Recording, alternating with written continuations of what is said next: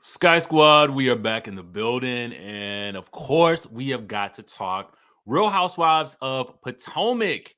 But we also got to talk a little bit more about this situation with Kandi leaving the Real Housewives of Atlanta. Now, last night the news went viral, okay? And so, as I was doing a little bit more digging, I ran across a post on the Kandi Burris fan page where we get just a little bit more detail about the situation from Kandi in an interview with Ricky Cornish. So, what was being said was basically that Kandi clarifies that she was indeed asked back for season 16. So, that answers the question right there of whether or not she quit, and that she got a call from Andy Cohen saying, "What the F?" Okay.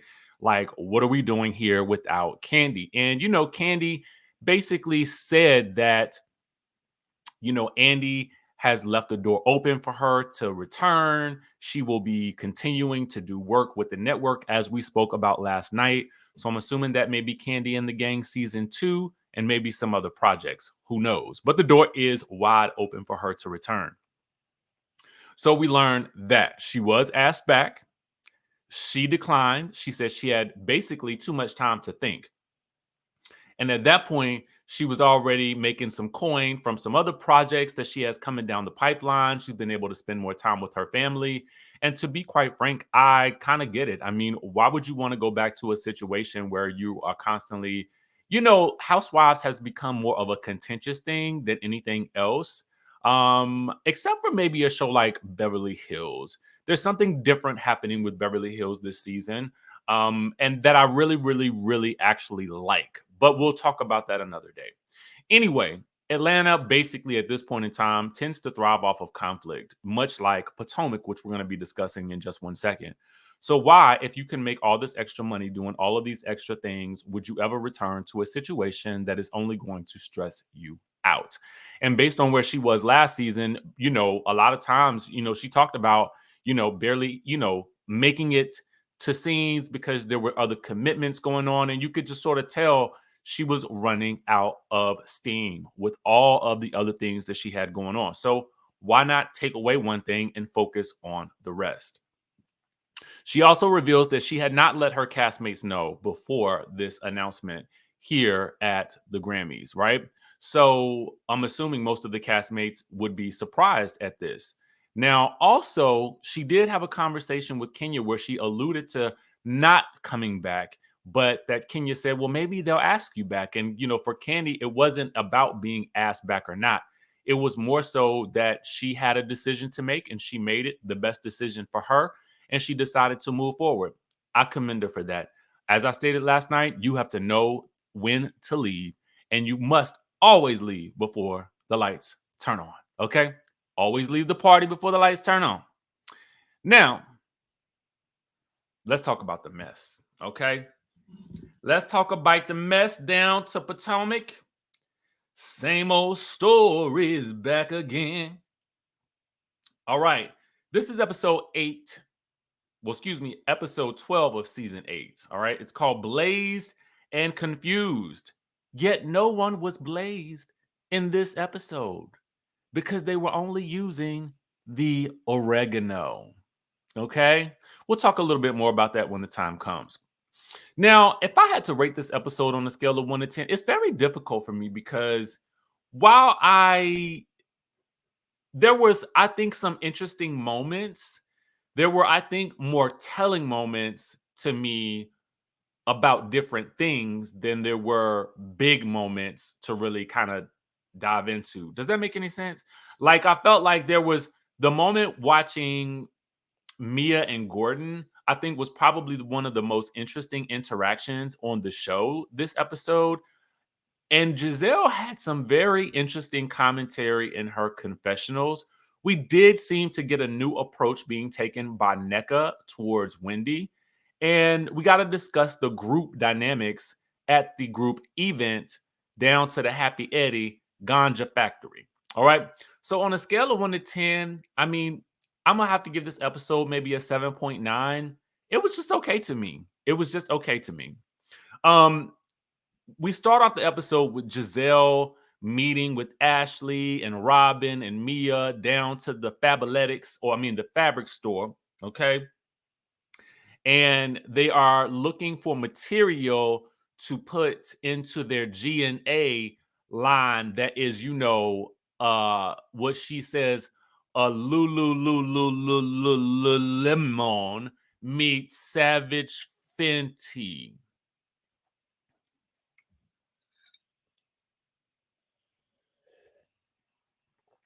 Now, I'm not gonna hate on nobody and their business enterprise because I want everybody to succeed. It's just so funny the notion of Gizelle, kind of coming up with a fashion line. You know what I'm saying? Even though it is athleisure wear, I mean, if she can wear the athleisure wear, you know what I'm saying? She got the body yada yada for it. So maybe, maybe it'll be a good thing. Maybe this is a step in the right direction for her, and stepping up in the style department. Yes, that's how we'll look at it. You know what I'm saying? Let's take a look from the bright side. Meanwhile, they're thinking of putting some extra padding in the cooter area to prevent the cooter sweats. Can somebody start putting extra padding in shirts for the underarm sweats? I mean, I feel like maybe women don't have this problem, but I feel like me as a man, I have this problem, right? Not all the time, but just like, sometimes. And I be feeling like, why don't nobody put on any extra padding under the arms? I feel like that's what a man needed. Anyway, they talk about Karen's Surrey County invitation, and no one understood her process. Ashley spills the tea on Wendy not inviting everyone to Eddie's ganja party, but it turns out everybody was invited because Wendy decided to take a page out of Karen's book and try to invite everybody. Well, everybody except Ike, that is, because Ike had tried to fight the Eddie. All right. Now, Gizelle is going to go because everybody else is going, i.e., I think it was probably mandated from production that everybody show up. Okay, I think that was. I honestly feel like that was probably the case, and that's probably the only reason why she went. Probably the only reason why Robin's going. Robin's only probably going because Gizelle was going. Got to go with your balls. Anyway, Ineka is meeting with her business partner about her sparkling wine company, Bido. I do like a sparkling wine, so I might have to try to check out Bido. We learned that it has been, I guess, maybe 4 months that she has been at this process with this sparkling wine because she gets the things done. I guess my question now is it in stores? Like, where can we purchase it? Is it online? Is the website available? What's going on? What's the tea, baby? So anyway, Lebe arrives. Oh yes, finally, it has happened to me. Lebe is on the screen, baby. Lebe of the BBL variety has finally graced the screen. We are finally getting some screen time from Lebe. Let's see what Lebe talking about. Not much, actually. And Neka's other friend, is it Chica? I think. Is it Chica? Chica, I think, comes over. I don't know. Anyway, Neka tells the girls that Wendy did invite her to Eddie's ganja event, and she's hoping that they can move past all the drama. Lebe of the BBL variety advises her to be aware because she'll be on Wendy's turf. Okay. Candace, who feels like she is on a completely different show, is rehearsing for some scenes for, I guess, Hush, which is on the all black. And she's not really going to be able to stay at the ganja event very long. And so Chris will be left there by himself. Now, personally speaking, I would be leaving right with her if I were Chris, but I'm sure he wants to be there to support the Eddie. But, Candace wants to know, well, how will you feel seeing Ashley and Gizelle? And he says, he's going to play nice and hopefully everybody will be in good spirits because they will all be of the high. Spoiler alert, no, they won't. Anyway, over at Eddie's ganja event, they're not going to be rolling the ganja today. What they will be rolling is oregano, okay? Which I'm assuming has maybe a similar consistency to the ganja. I, myself personally, have never touched the ganja, So I really don't know. I personally don't really like how it smells to me. I've never liked it. I think that stems from, well, I won't even go there because that'll be, I just don't like the way it smells. I've never liked the way it smells, to be honest with you. But that's neither here nor there. But gummies, on the other hand. Anyway, so apparently they're going to be using the oregano so as not to scare anyone. And I'm like, who? The law? Like, I mean, what's the tea here? Like, what's going on with that? Because again, over to the Beverly Hills, they was having the ganja meals. And so maybe is it something to do with the laws? Because I don't know laws. I ain't a lawyer, but I don't know. Anyway, Mia and Gordon arrives, and she seems like she's in a good space with everybody. Ashley arrives, and she has no intentions of speaking to Chris Bassett or even acknowledging his existence. And I'm like, girl, I'm sorry, but what did Chris do to you? Was it not you who blamed who basically made it seem like he was making some type of overtures towards you and your friends? But then on Watch What Happens Live, it seemed like she backpedaled on that quite a bit. So I'm like, did you seem to have a change of heart about your statements from last year? Pun the reunion, Pondi, Watch What Happens Live, but you hadn't had that recollection or that remembrance or that epiphany during the confessionals. Riddle me that, okay? And if you saw Watch What Happens Live, I think you will know what I'm talking about. And if you didn't, definitely go and check it out. So, and it's so interesting the difference between how Chris plans to handle Gizelle and Ashley versus how Ashley is describing that she will ignore his very existence, whereas he's hoping to come in peace with everybody. It just kind of speaks to me the different personality types there. So anyway, Karen arrives and she and Mia immediately get into it about Textgate to Surrey. And Karen is annoyed by Mia's response, to the second string invite. Karen says, you weren't first or second, girl. You were a backup. Okay. And I think what Karen was trying to say was that she was trying to invite a specific group of girls in the group to try to get them to move past their issues. But when Gizelle decided not to go, it kind of threw a monkey wrench in everything. But Mia just didn't appreciate the last minute invite. So ultimately, Mia calls her an old dog who needs to find some new tricks, and Karen calls her a trick. What is a trick, to be quite frank with you? Like, I really don't know. Is a trick technically like a street person, like a street walker, a lady of the night or something? Is that the definition of a trick? Because I okay. So anyway, Ineka comes in and thanks Wendy for the invite to the event. Gizelle arrives to Wendy and Eddie's event and completely ignores Wendy. So when Wendy notices that Gizelle did not speak, production shows all the times that Wendy has skipped over speaking to Gizelle. I do want to talk about that for a second because I kind of felt like just upon seeing this scene right at this very moment, I was kind of giving production a bit of a side eye because the first instance that they showed was Wendy, I guess, coming to Ashley's and hugging maybe Karen or somebody else who was standing right next to Gizelle.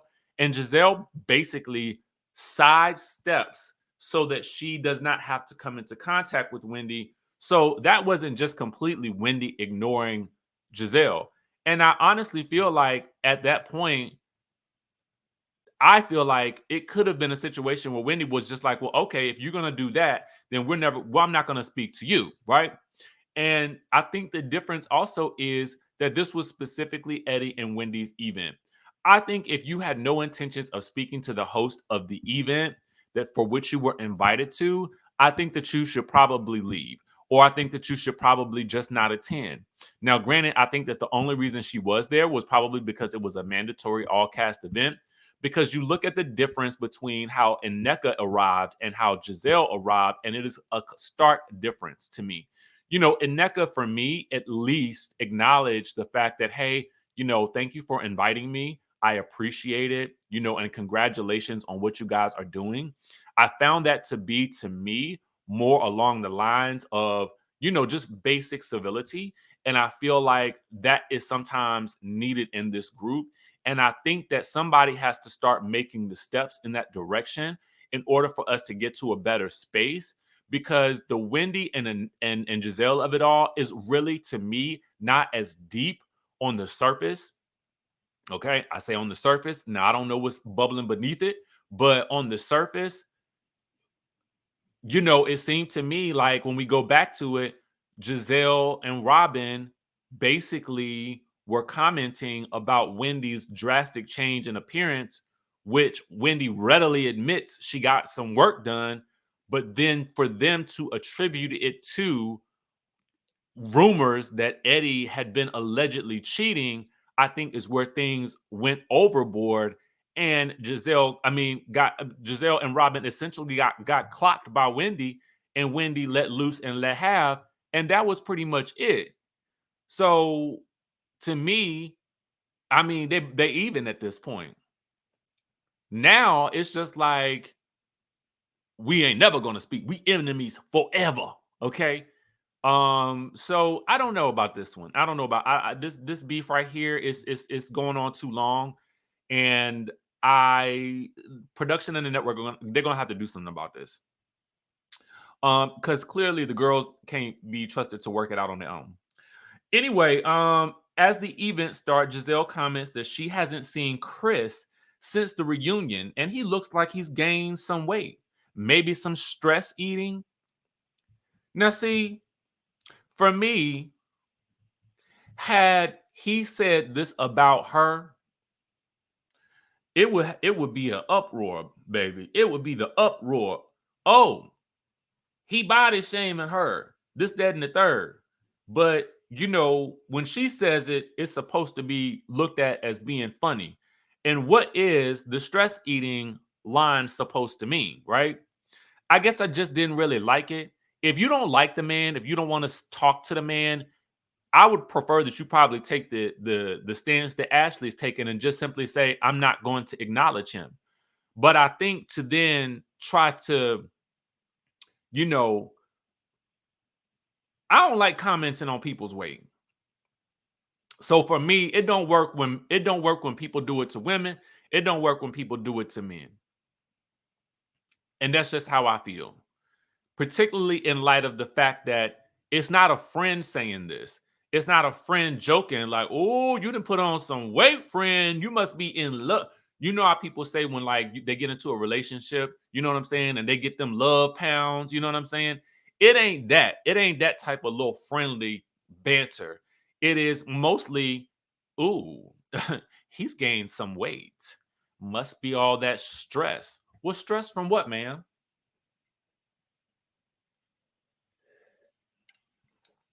Could he be stressed because you basically accused him of trying to see if you were with it?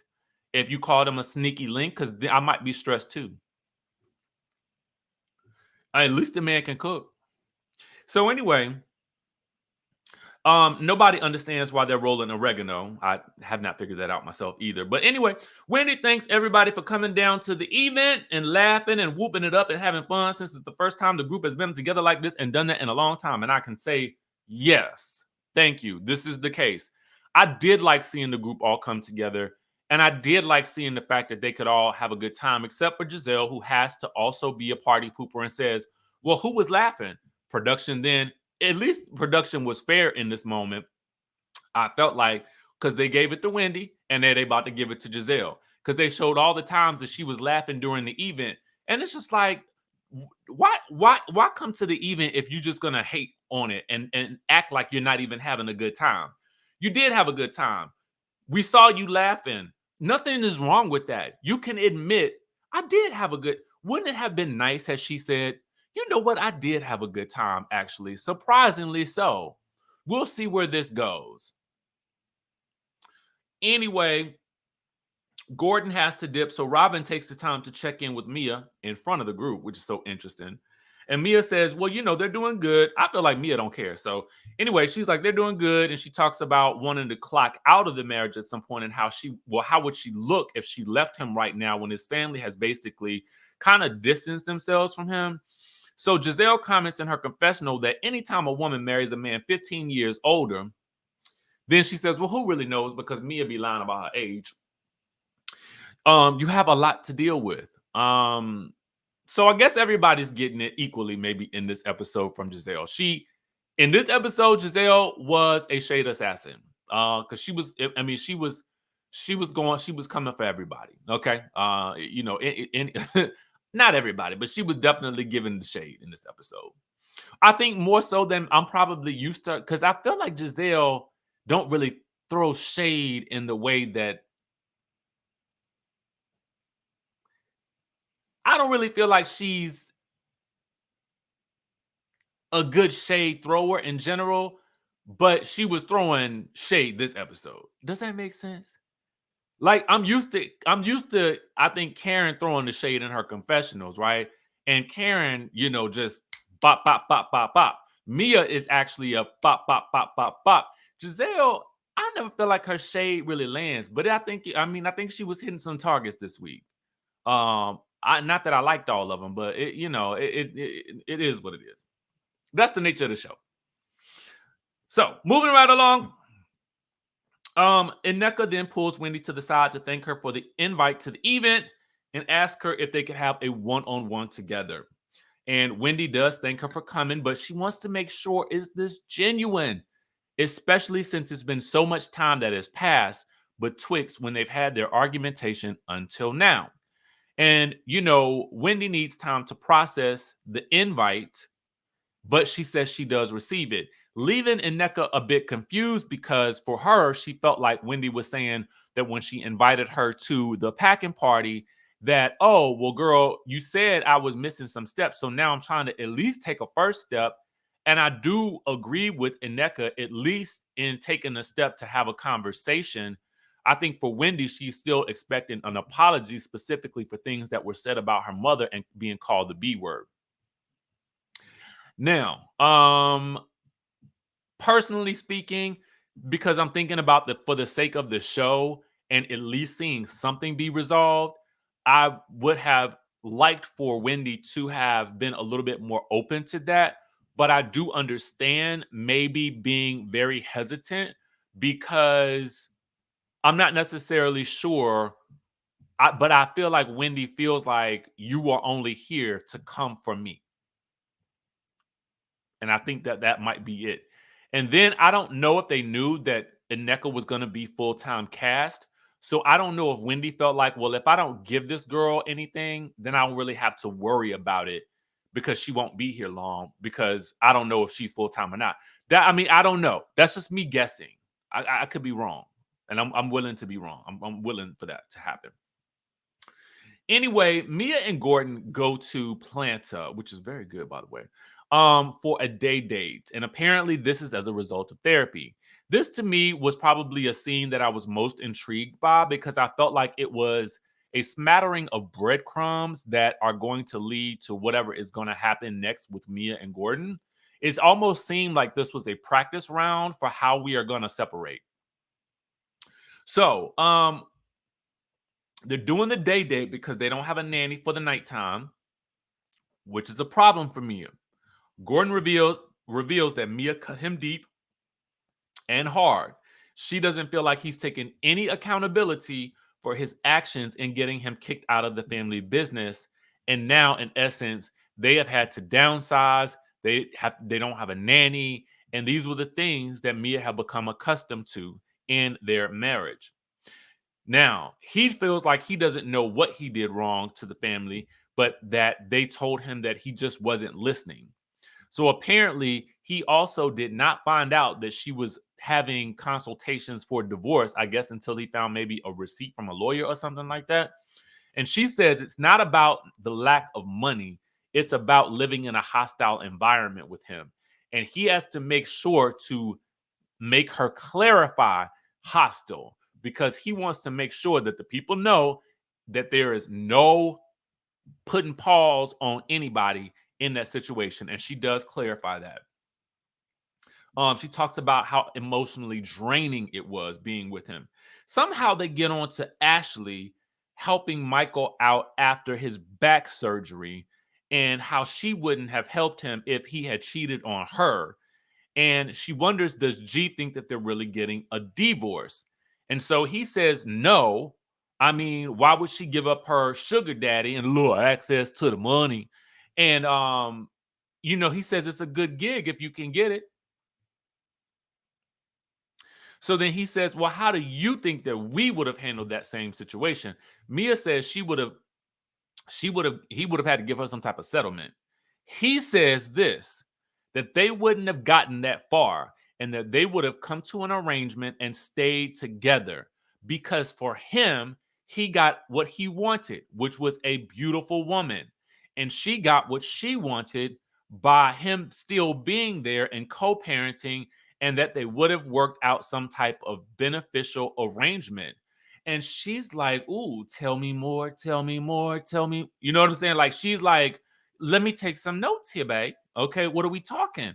And so he says he's mentioned it before, casually, and she got mad at him. But he says if they can find a deal that works out and makes sense, why would they split up? She says there's no amount that can keep her in captivity.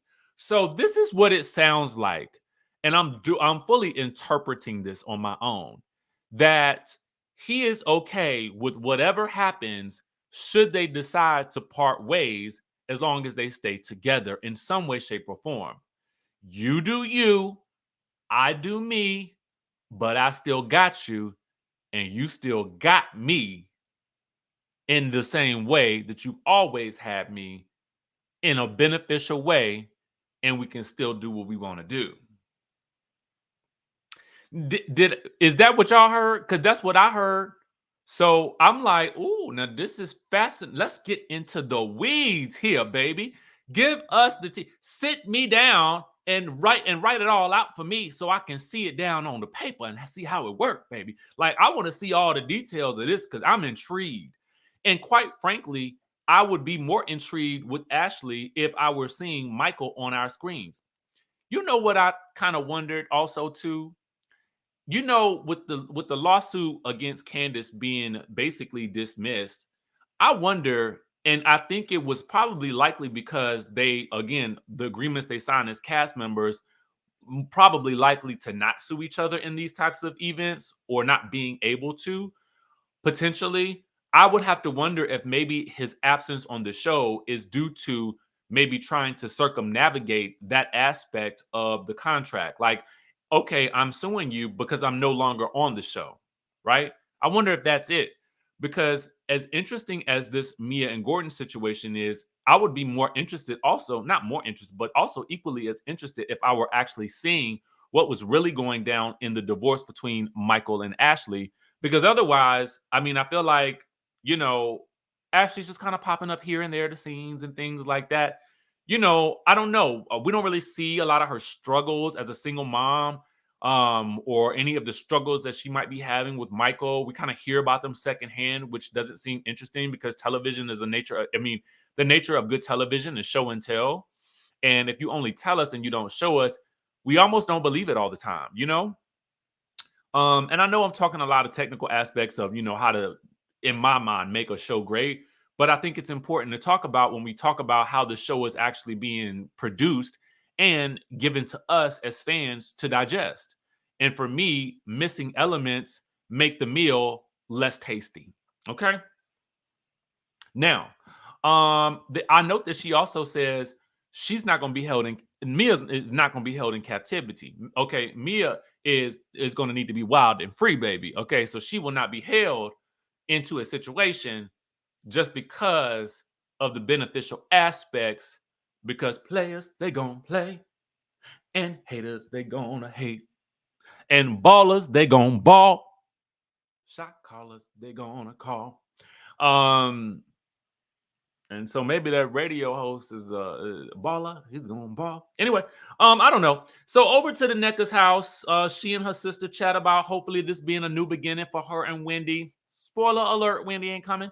Anyway, Ike has signed a contract, so he will be around more. Thank the Lord. I know she's happy about that. Gizelle arrives first, and I think if the one thing you could probably say that's positive about Gizelle is that she is on time. Okay, and I can respect an on time person. That's probably why production likes her so much, because I feel like she does what she does probably what they want her to do. That's just my thought. I mean, there's a saying in the world of entertainment, and that is that you need to be liked. It's the truth. So when you sometimes look at some of your favorite celebrities and you wonder, well, why are they there, Ike, instead of so and so who is, maybe more talented? You also have to figure, what is this person like behind the scenes? Are they easy to work with? Are they a pleasure to work with? That could be a reason. I really don't know. I'm just sort of surmising here what it is it could be, right? All right. So, Mia arrives next. And I do notice that Ineka's house is quite lovely. There's a lot of white there for me. As you guys can see, I do not like white space. It feels very sterile to me, but it also looks very chic. So, I think it's just your own personal taste. You know what I'm saying? White does look very crisp. I do wonder if they will add any color at any point in time soon. My entire world needs to be filled with color. So it's just a personal taste for me. But I do think the house is beautiful.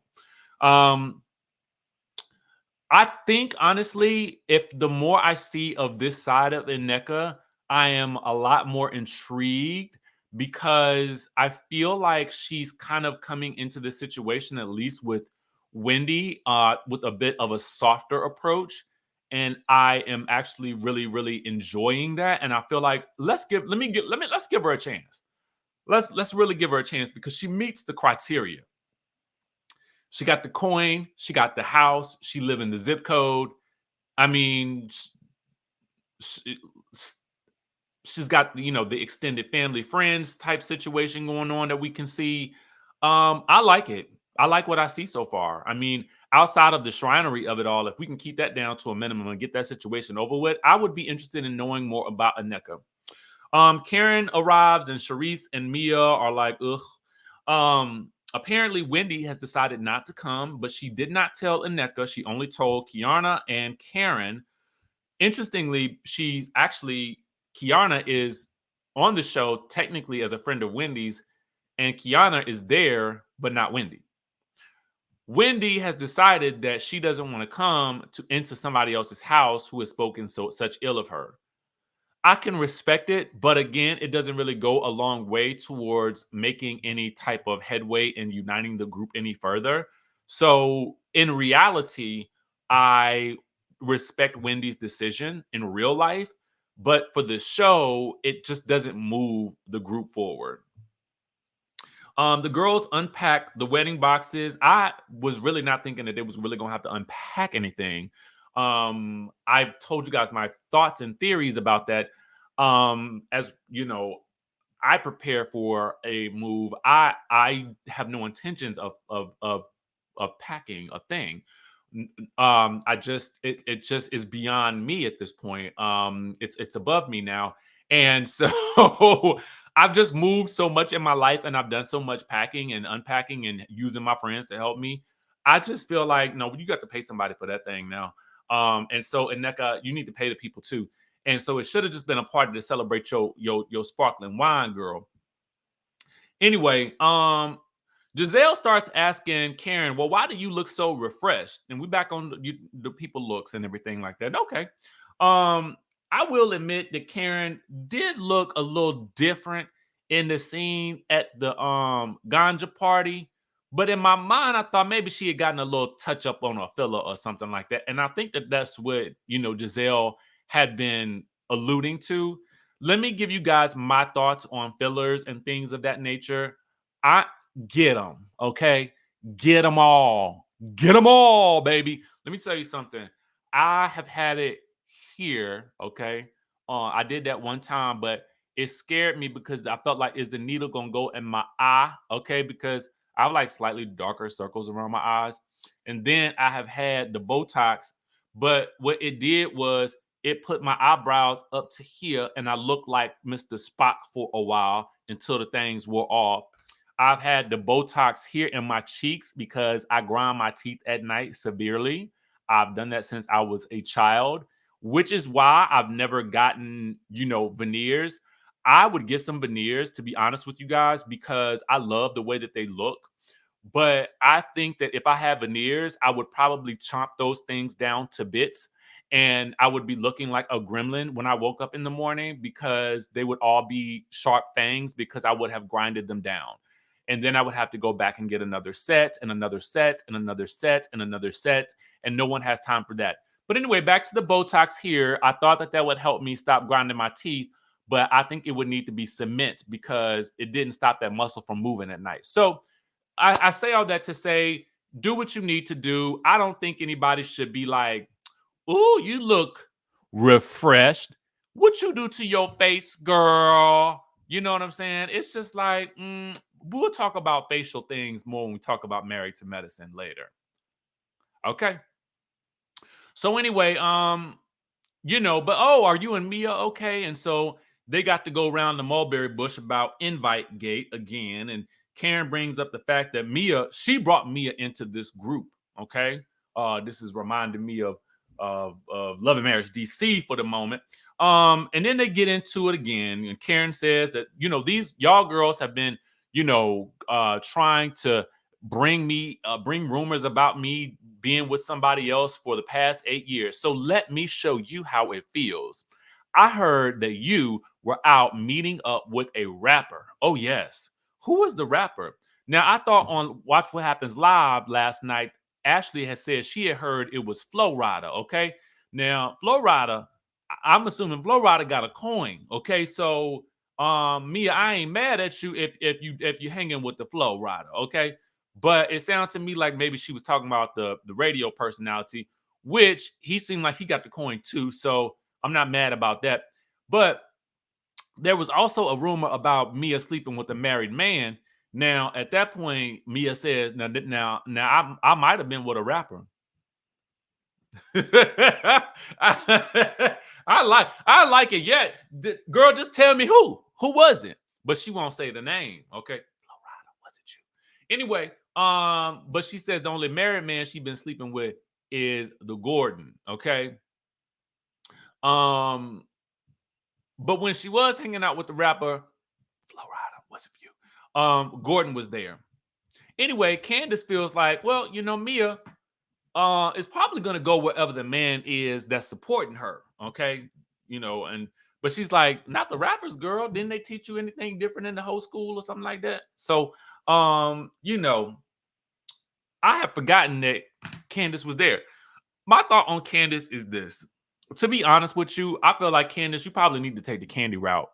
Um, because I feel like Candace has a career in acting and music. I really, really do. I think that she is at a point where I don't want to see her get to a point where something happens on the show that tarnishes her what she's trying to do in the space of music and acting. Kind of like Erica Mena, I think, is a great example of somebody who probably should have left reality television when her career in acting started popping off.